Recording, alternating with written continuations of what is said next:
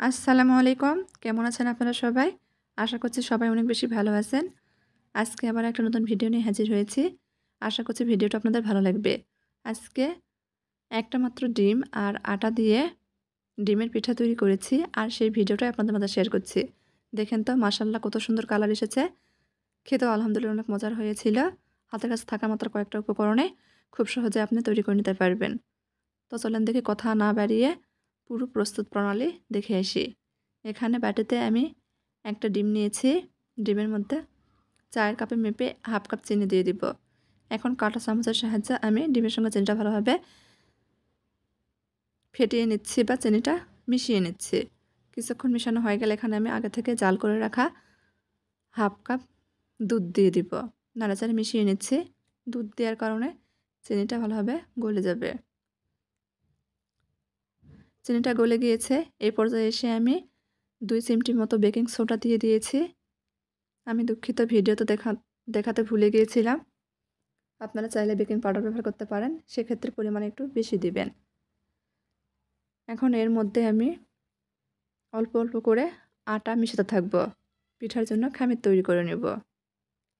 পুরো খামির তৈরি করতে আমার প্রায় 3 কাপ মতো আটা লেগেছে। এই পর্যায়ে খামিরটা একটু আঠালো মনে হবে। কিছুক্ষণ মথে নেওয়ার পর খামিরটা সুন্দর মতো সেট হয়ে যাবে। এখন এর মধ্যে আমি 1.5 টেবিল চামচ মতো তেল দিয়ে দিব। আবার ভালোভাবে মথে নিব। দেখেন খামির যে আঠালো ভাবটা ছিল সে আঠালো ভাব আর নেই। এটা রেস্টে রাখার দরকার নেই। এখন একটা পিঠের উপর অল্প একটু আটা নিয়ে নিচ্ছি। আর পুরো খামিরটাই আমি নিয়ে নিব। বড় করে একটা রুটি তৈরি করে নেব। রুটিটা একটু মোটা করেই বেলে নেব।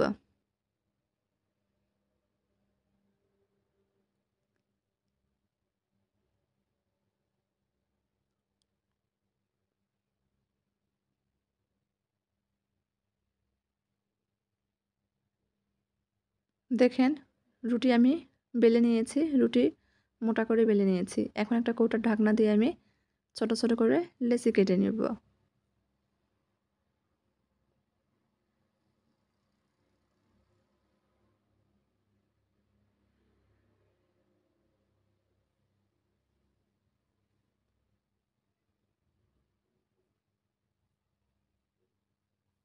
এভাবে আমি সব লেচি কেটে নিব। লেচি কাটা হয়ে গেছে। এখন একটা লিচি নিয়ে এই যে বোতলে একটা ঢাকনা দিয়ে মাঝখানে বসিয়ে দিয়েছি। হাত দিয়ে একটু চেপে চেপে দিচ্ছি।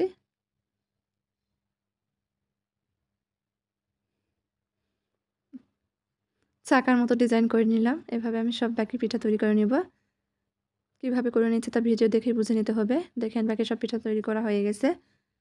এখন ভেজে নিব। চুলার উপর কড়া বসিয়ে দিয়েছি। পরিমাণ মতো তেল দিয়ে দিব।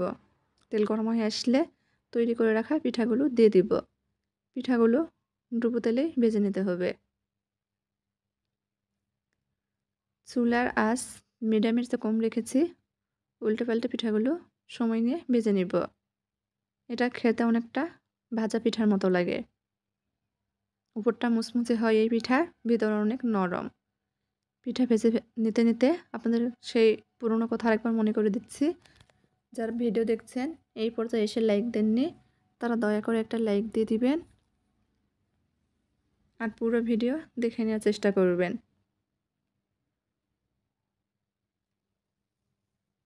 অনেকেই আছেন ভিডিওতে লাইক ডান, সাবস্ক্রাইব ডান এসব লিখছেন। ইদানিং এই কমেন্ট আমি বেশি পাচ্ছি। দয়া করে এসব লিখবেন না। এসব বলার জন্য কমিউনিটি আছে, সেখানে সালাম দিয়ে যাবেন, আমি বুঝে নিব। তো আপনাদের সাথে কথা বলতে বলতে আমি পিঠাগুলো ভেজে নিয়েছি। দেখেন মাশাআল্লাহ কালার কত সুন্দর হয়েছে। এভাবে আমি বাকি সব পিঠা ভেজে নিব।